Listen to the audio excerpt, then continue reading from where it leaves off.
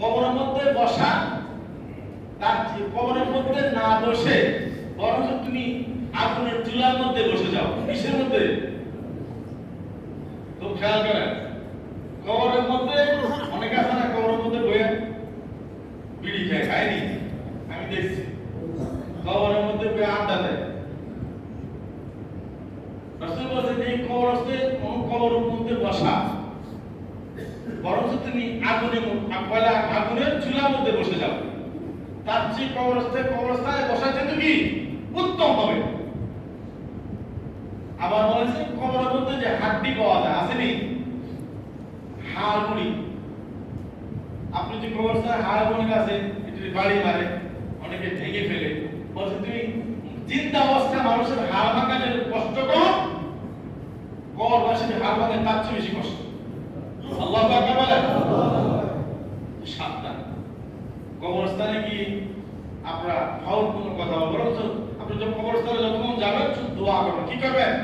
দোয়া করবেন। ফজল কোনো কথা নয়, বসা না, কবরস্থানে বসা যাবে না। এই জন্য খেয়াল করবেন, কবরে আদব আছে। কবরে কি আদব আছে? কারণ ওখানে হয়তোবা আল্লাহর ওলি আছে, আছে না? বহুত কবরে নাকি বন্ধ আছে কি নেই? বলবেন আপনার আমার বাসায় না কবরস্থান, এখানে সবকিছু চলবে, কথা বলেন, কবর দিয়ে সবকিছু সবকি ডাকায়, নামাজি আছে না, আল্লাহওয়ালা আছে না, বউ হাজি আছে না, এরকম অনেক লোক আছে যে সমস্ত আল্লাহওয়ালারও। এই জন্য বলা হয়েছে কবর যদি তুমি দাও, তোমার কবর যেন কোন কবরের সাথে হয়। তাই জন্য কি ওখানে কত আল্লাহওয়ালা আছে, কত লোক কবর, একা কবর ভালো না, একা কবর দেওয়া কিন্তু ভালো না। কারণ কি এখানে তোলাবেন দোয়া করলে করো, না করলে শেষ নাই। কিন্তু আপনার ইয়েতে এই যে কবরস্থান ঘন কবর, এখানে প্রতিদিন লোক যাচ্ছে দোয়া করতে, ঠিক না বেটি? হাজার হাজার লোক যাচ্ছে না, প্রতিদিন দোয়া করতেছে। এই জন্য ঘন কবরে কবর দেওয়া ভালো। আল্লাহ তুমি আমাকে যখন কবর দিবে সেখানে বেশি বেশি কবরস্থান, সেখানে আমার কবর দিবে, কেন প্রতিদিন আমি দোয়া পাবো, প্রতিদিন কি দোয়া পাবো। বন্ধুরা আমার, আমি কথা বুঝতে পারছি, কবর জিয়ারত করা যায় আছে কি নাই? একটা হতো এই আর কইছে কবর দিকে দাঁড়ায় কবর দিকে কবর পিছ করে, কোন হাদিসে কবর পিছ করে বলে রাসূলুল্লাহ সাল্লাল্লাহু যখন জান্নাতুল বাকিতে যেতে তিনি কবরকে সামনে রেখে জিয়ারত করতেন। কবরকে কি কবরকে সামনে রেখে নামাজ পড়া হারাম। নামাজ পড়া কি খেয়াল করবেন, হাদিস একটা লাগায় আরেকটা। কবরস্থানে কি কবরের মধ্যে কবরকে সামনে রেখে নামাজ পড়া কি হারাম।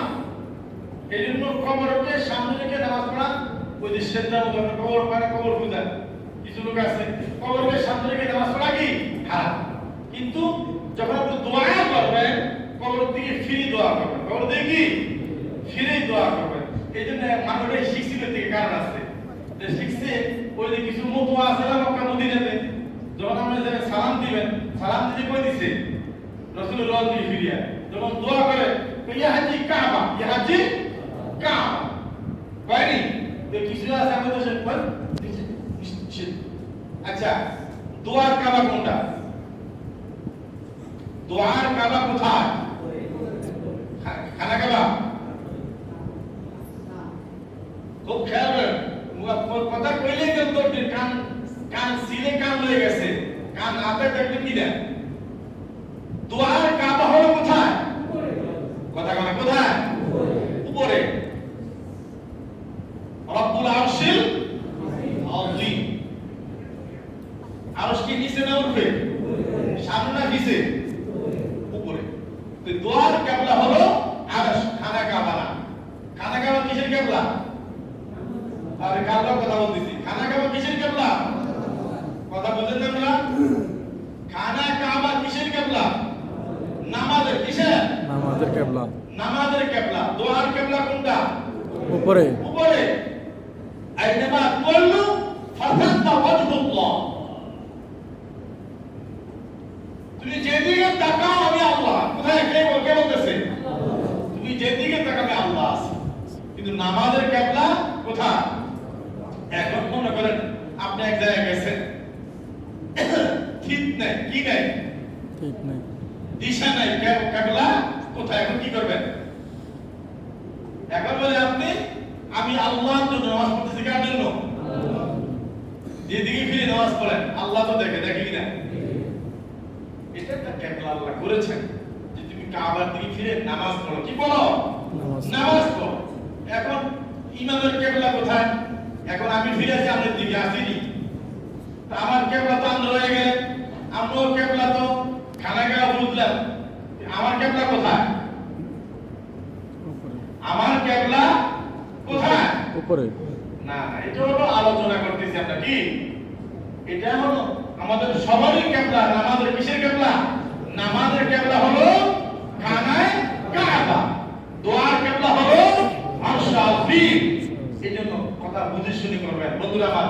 এজন্য কবর জিয়ারত যখন করবেন আপনি কবর দিকে ফিরে জিয়ারত করার কোনো সমস্যা নাই।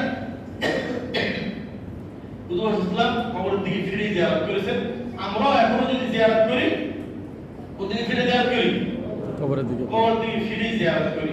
তো দোয়া যখন দোয়া করব তখন কবর দিকে ফিরে দোয়া করলে সমস্যা নাই। এবং রাসূল নিজে দোয়া করেছেন।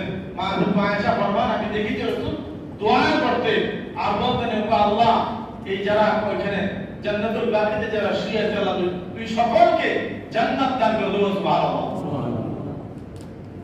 বন্ধুরা আমার, আল্লাহ বেশি বেশি করে আমরা আমাদের মা বাবা স্বজন তাদের কবর জিয়ারত করার তৌফিক দেন। আমিন। বেশি বেশি যাবেন। কোন মূল ফটকা মূলের কথা শুনে তোলে মনে করেন যে শীতের মতো মতো কথা আছে না, আপনার আব্বা আমার কবরে গেলেন না, আপনার বুদ্ধি আপনার কবরে খাওয়ায় বসা করতো, ঠিক না বেটি? এখন এটি উঠে যাচ্ছে। আগে আত্মীয় স্বজন মা বাবা মারা গেলে আমরা নিজেরা মানুষ মাদ্রাসা হুজুর আলেম ওলামাদের খাওয়াইছি কিনা? এখন কিছু মৌলবীরা নিজের ফ্যাট বাঁচানোর লাগে হদিস ভাই এগুলি বেদাত, আমরা যাতে আছে মাথা ছড়ায় একেবারে কথা কথা বই। আচ্ছা, আল্লাহ বলেন, রাসূল বলেছেন, সালার মধ্যে কোনো দলিলের আসেনি। কথা কয় না, বড় ছোট আছে, আমার কথা বলেন না। সালার মধ্যে দলিলের আসেনি, ছোট বড় আছে, ঠিক খানার মধ্যেও নাই। কেন? এখানে হাদিসে আসছে আইয়ুল ইসলামের খাইর ইয়া রাসূলুল্লাহ, ইসলামের উত্তম কাজ কি? রাসূল বলেছেন, ক্বালা তুতইমুত তুআম ওয়া তাকরাউস সালাম, তোমরা মানুষকে খাওয়াও আর মানুষকে কি করো? সালাম দাও। আচ্ছা বল, এখানে ধনী গরিব আছে, মোল্লারা নিজের লেগে হতো বুঝলেন, মানে মানুষের না খাওয়া মারিয়াম, আত্মীয়স্বজন না খাওয়া মারিয়াম, নিজে ফ্যাক্টর মারিয়াম, মোটা হয়ে আর খায়াম না আসছে বুঝছেন নি? খাইয়া গাওয়া যাহারা না আর সব উল্টা পাল্টা ভদ্র দিয়া ইসলাম বাওয়া হয়েছে, ঠিক না বেটি? আগে কি আজ থেকে 30 বছর আগে তো বেদাল আসেনি, কথা কোন আসেনি? যারা 30 বছর বয়স এরাও তো দেখছে 30-40 বছর আগে কি এরকম বেদাল ছিল, এত ফেতনা ছিল আমাদের মধ্যে। কিন্তু এখন ফেতনা কারণ কি? ওই হারাম খাইলে, হারাম খাইলে তো আপনি যদি ফিয়াজ খান ডেকুটা কি এর বাড়াইব? আপনারা বাড়াইবনি? খালি পেটে যেটা খাইলেন বেদাল হেডেই হারাম খাওয়ার কারণে তাদের দ্বারা